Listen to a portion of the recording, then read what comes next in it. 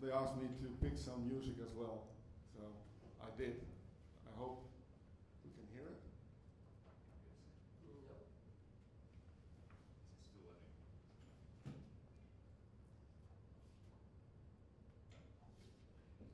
Maybe it doesn't work.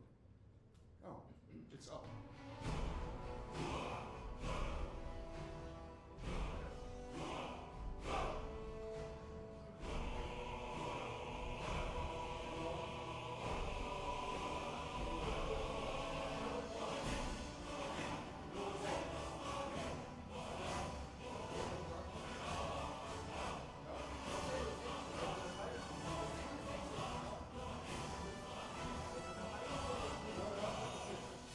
Nobody? God of War. No. No? All close, all very close. Scarring. Yeah, that's the one. Skyrim. Skyrim. Skyrim. I have to be honest, I didn't play that game. I just love the music, so that's the reason I chose it. Is it? That one. Oh, that's for playing the. It's a slight thing, but you're a prezi, so. Yeah, but it should work. Otherwise, I do it like this. But then, Maybe Not it's sure. working then. not sure. Okay, this morning, a speaker used the same quote.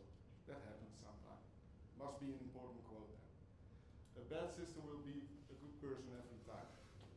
And I see that in education because, as the previous speaker already told us, that system is really broken. And I can give you a few examples. I had students, because I think that giving them motivation, inspiring them to do their job, their work, is highly important. So I had a group of students, and they were really highly motivated. They worked till 11 and 12 o'clock at night. I even have to slow them down. I said, guys, this is not healthy anymore if you go on like this. They said, well, we believe in this project and we want to continue. Can we do that with you? I said, of course. Ask your school if you can join us next year. It's no problem for me. You can already guess probably what the school said. The system says no. And it happens many times. So many times I see students which I try to inspire and to motivate them, and then they can't continue on what they love doing at that time, at that moment in time. So, oh, Today. now, then I have to do it like this, or maybe somebody can push the right button.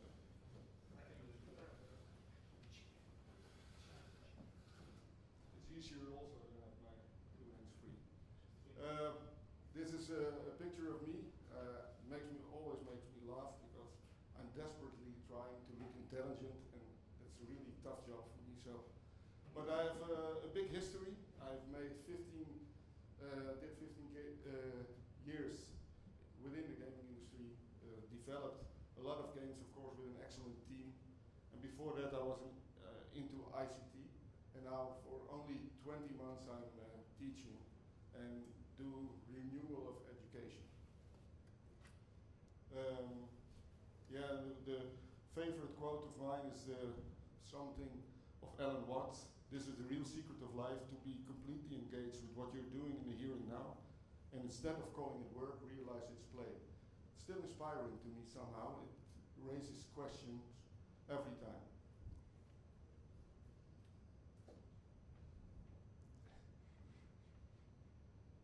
Yeah, it works. So what I'm doing now, we have a big challenge. It's my belief that if we don't change education in a way that it organically adapts to the outside world, we will fail big time, because we need to educate students nowadays. It sounds strange, but for jobs that don't even exist now. So what do you learn then?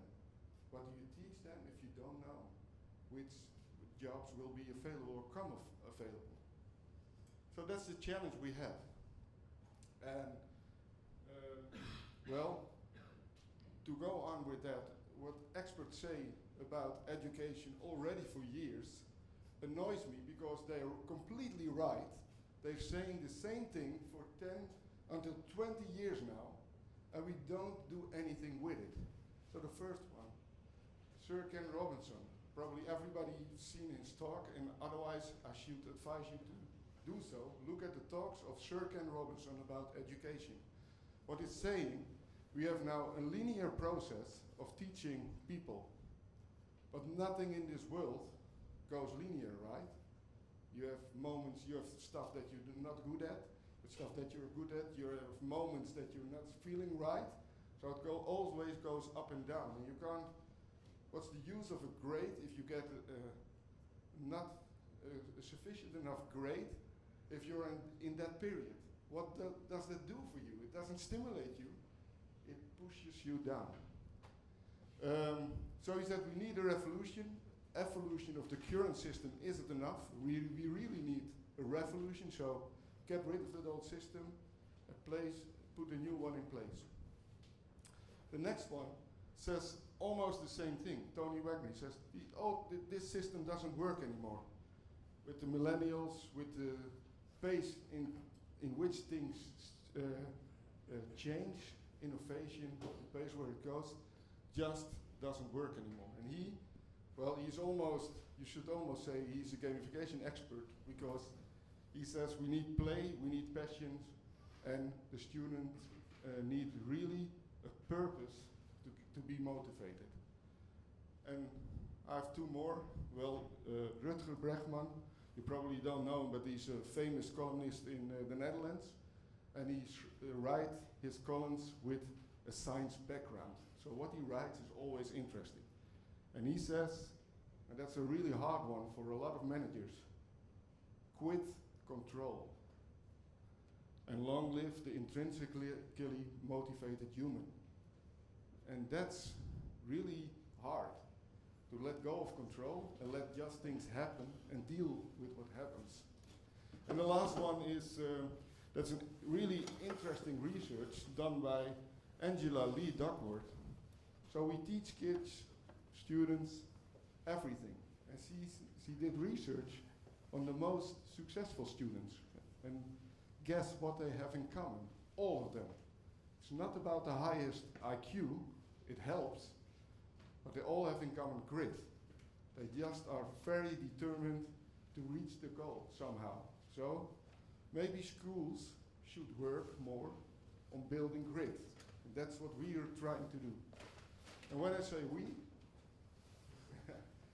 every time I look at you then, when I say we, it's my partner, Maarten de Rooij. He has been in education for 25 years, so he has a lot of experience. And before I do something these days, I go deep down in myself and ask the why question. I know that this problem is here, but why do I want to change that all? And it's the same with Maarten. So we try to come up with a vision and an answer on the why question. And, well, nothing is more valuable than inspiring students until they find their intrinsic motivation. This requires a form of education in which they can be who they want to be, and growth will be inevitable. It took us a couple of weeks to come up with this vision and this sentence that we will use. And it helps us really, if we do something or think of something, it has to relate to this vision, and that helps. Okay, something about the school system. This is about 200 years old, right? This picture probably about 100 years old. That's old. That's how they used to do it, and you have uncomfortable chairs, probably because otherwise the students would fall asleep. And nowadays, they changed it. They changed the furniture.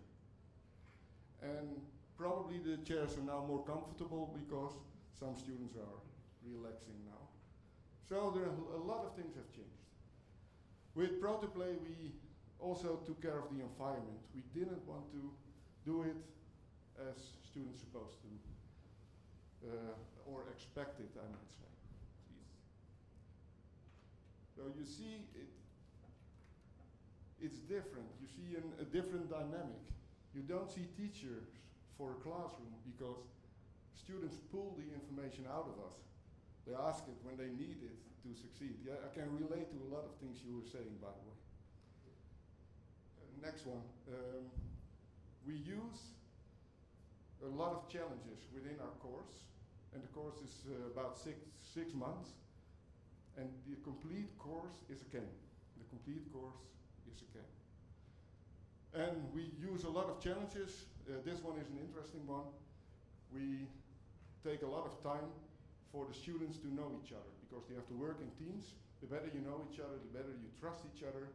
We found that the better the result. So in the beginning, they have to introduce themselves. But if you have 60 students and they all have to introduce themselves, they fall asleep.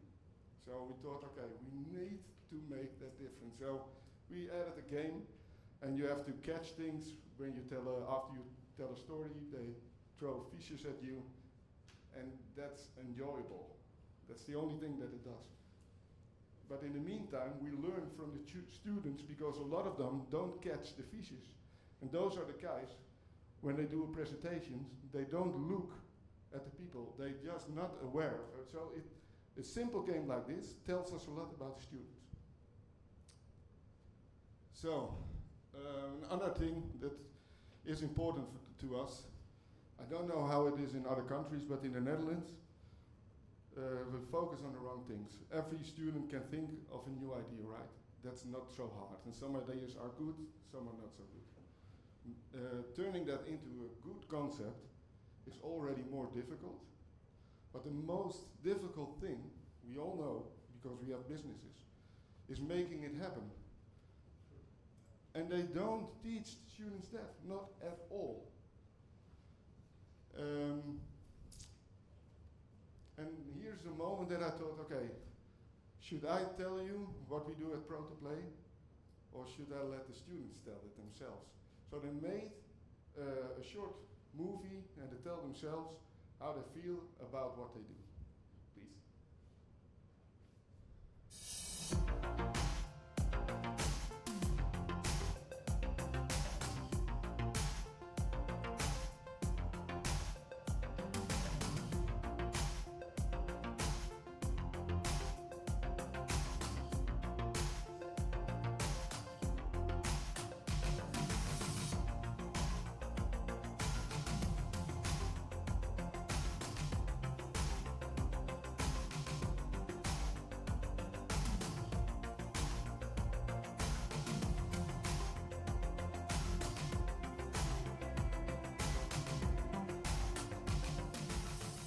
I like to call this course Company Simulator. This gamified way of teaching and how the process is handled really works for me. Like, I hate grades, but I do strive to get a gold ranking. It's the way of making something great and boring, colorful and fun. And actually creating, not just simulating theory, it's simulating the full process. Concept, economics, culture, everything. I would describe Protoplay as the use of an alternative school system to playfully learn the assets of managing a startup. Protoplay contains 60 different students with divergent backgrounds, age, education, skills and personalities. One of the major things I've learned is managing such a diverse team in a playful way. Protoplay gave me the opportunity to realize my ambitions. By placing students together in a stimulating environment and letting them loose, their creativity and proactivity takes root. The mix of multidisciplinary students allows for unique projects with serious practical potential. At Protoplay, you can take your ideas to the next level. So, we have 60 students now. We run 12 projects at the moment. And what we do is actually pretty simple. We simulate a startup, and we build a game around that. And we make it so realistic as possible. So if we go to the next slide, and this is something I have to tell you, we in the Netherlands have minor programs. So students can attend those for 60 months and they can earn 30 ICTS with that. But what's interesting, we have students attending applied university, and also students taking part in an intermediate vocational program on board with all different backgrounds. So economics, marketing and communication, game art, game developers, game designers, ICT, doesn't matter to us. What matters to us is the groups they form. They have to be very diverse. And the reason for that is very simple. If we have economic students and we put them all together, how much can they learn from each other? They're following the same course, right? They all know more or less the same thing. This is very different. When you have a game artist on board or a game designer and you study economics, you can pick up a lot from those guys. And also the other way around. And also for marketing and communication, etc., etc. Sorry. So, what is Protoplay Tycoon? Well, playing a role in a grid-building gamified startup simulation intrinsically motivates students to acquire new knowledge and skills in a fast pace. It really fast pace. It really goes fast. The second thing is the curriculum is fluid and provided by the just-in-time method instead of a classical instruction. We look at the group as a whole and adjust what we want to teach them daily even. But most of the time we plan a week ahead. So now I don't know yet what I'm going to do next week. We do that every beginning of the week, so that's different. Students work together in multidisciplinary teams, like I told you before, but it's the same as the previous speaker. They act as real professionals, and we treat them as such. There are no students with us. We know also there's no difference in higher education or lower education. We treat them all the same. We don't care. We want them to make good products. And learning goals are not assessed by using the traditional grading system. To be honest, I really don't believe in grades, but not at all. And they build value for the startup by gaining trust. That's also what happens in the real world.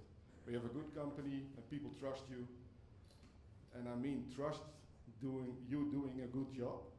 Then you get probably, if you have a good story, money from the investors, right? And also later on in time you get money on goodwill in the bookkeeping. And the last one is, well, okay, that's a bit of a show off. We think it's a revolutionary form of education which closes the gap between education and the professional real world. That's our goal in the end. And now the goal of the game. It's not a complicated game. We give the students lots of freedom. So they have to turn their idea into commercial success. Okay. Run your own startup, win challenges, convince investors, work together, and create as much value as possible with it. I have to speed it up, so, and this is the, how do you call it, yeah, the drawing of the system we use. And we use game terms also for the teachers. So we have levels, you have to go level up, you can try it again. We have every course, every workshop, every guest lecture we have, it has to be provided to the students as a challenge. That makes it way more fun and interesting to teach. And we have also a couple of side quests, but the most important thing is we have an easy system. So if they produce something and they deliver it to us, they get rewarded with bronze, silver or gold.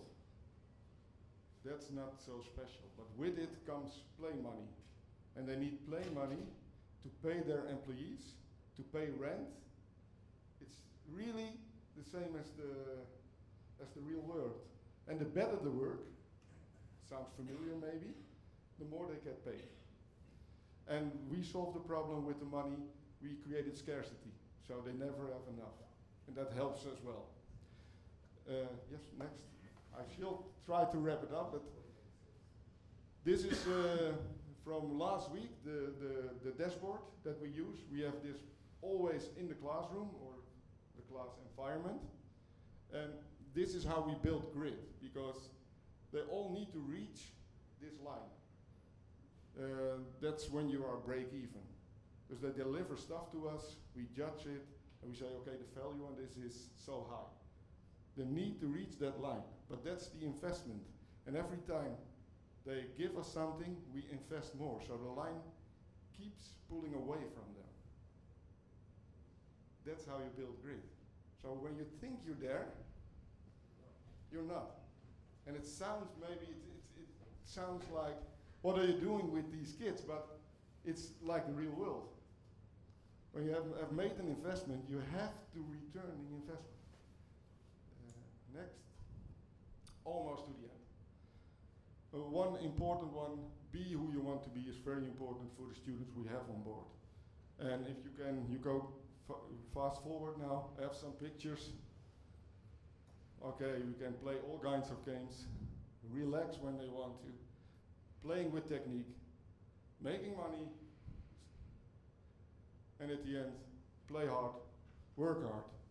And with us, it's not about striving for an A+, but instead of that, we only want to see personal growth, because with an A+, only a couple of students are happy, and with personal growth, everybody's happy. That's it.